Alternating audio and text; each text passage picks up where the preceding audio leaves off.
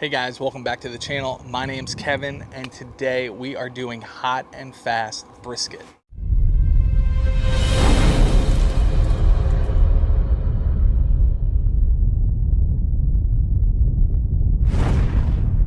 On the show today, we are doing hot and fast brisket on the Oklahoma Joe Rider DLX.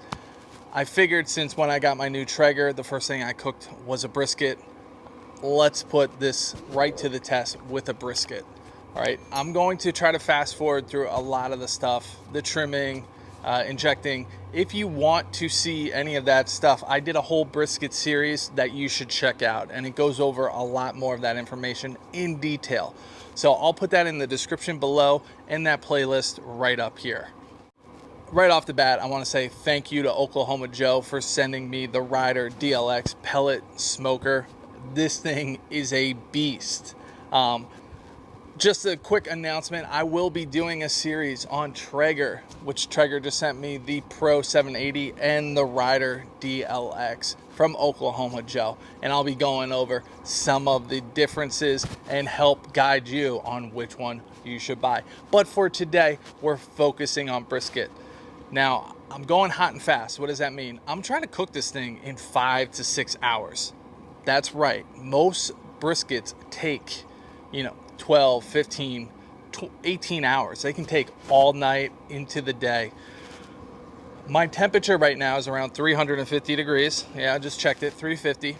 And I'm just trying to plow right through this. At 155, 160, when the bark looks good, I'm going to wrap it. And then I'm going to put it back on here and get this thing not just to 203, I might crank it up to 210 to 215 to get that probe tender. When you go hot and fast, all right, this is very important.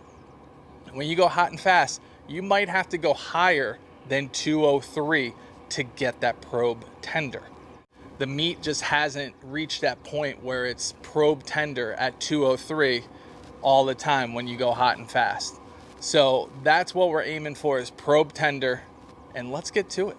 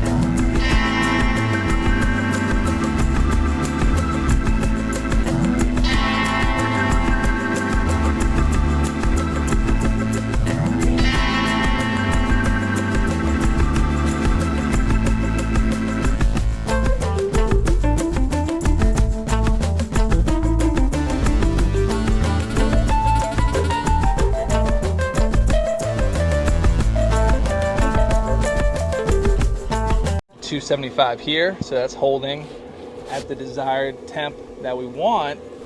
But when I look at my Inkbird, that's saying 345. We are 1 hour in, so let's take a quick peek. I'm sorry, an hour and a half in. Oh, look at that beauty. That's swelled up because we're going so hot so fast. So I want to close that, but we since we're going hot and fast, when you do that, the brisket immediately swells up, and it really takes that shape pretty quickly compared to a low and slow. All right, folks, 3 hours in, let's take a look.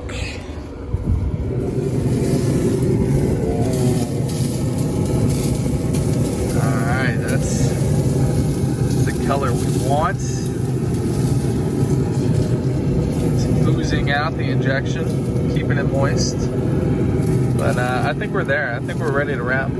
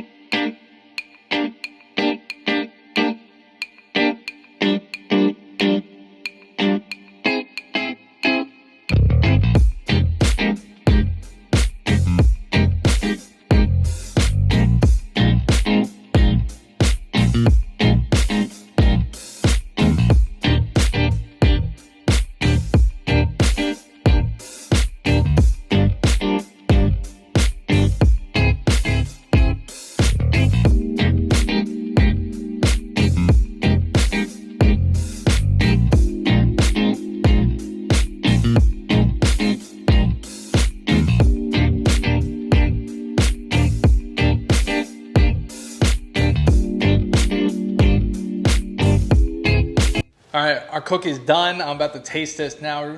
The premise of this experiment today was just to see if I like getting hot and fast done. It's not really about like, is there a ton of smoke? I'm looking for taste, tenderness, and you know, is this worth doing in 5 hours? And it was actually 5 hours on the dot, 2 hours of rest in my oven. I'll go over in just a second some of the things I will immediately tweak if I decide to do this again.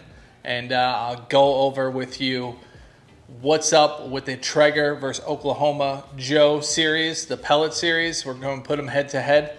And but let's try this first.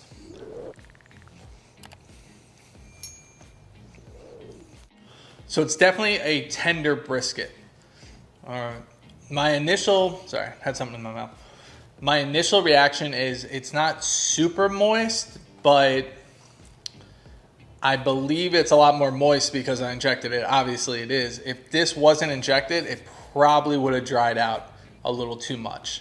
It was moist, but not crazy moist like I've had it with my low and slows.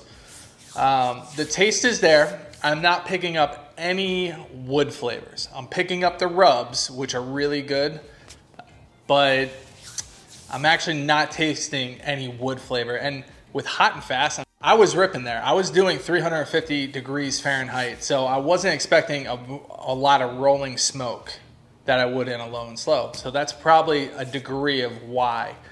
Is it soft? Is it tasteful? Yes. Will I probably do it again? It was really easy.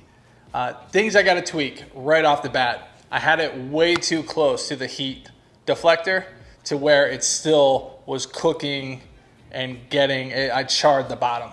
Even when I wrapped it, I didn't put enough juice in there, and that just charred the bottom a little too much. So that's the first thing I would do, is I'd immediately move it higher, away from the deflector.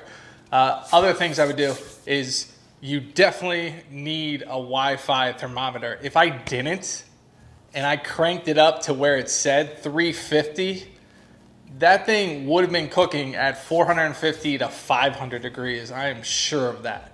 So you need a wireless thermometer with this Oklahoma Joe, which I was surprised to see. I'm gonna go on the forums, and I'm sure people in the comments are gonna help me out and let me know about the thermometer within the Oklahoma Joe. Will I be doing a hot and fast again? I believe I will be, just because I do hear they're doing it in competitions more and more. Good taste, good tenderness.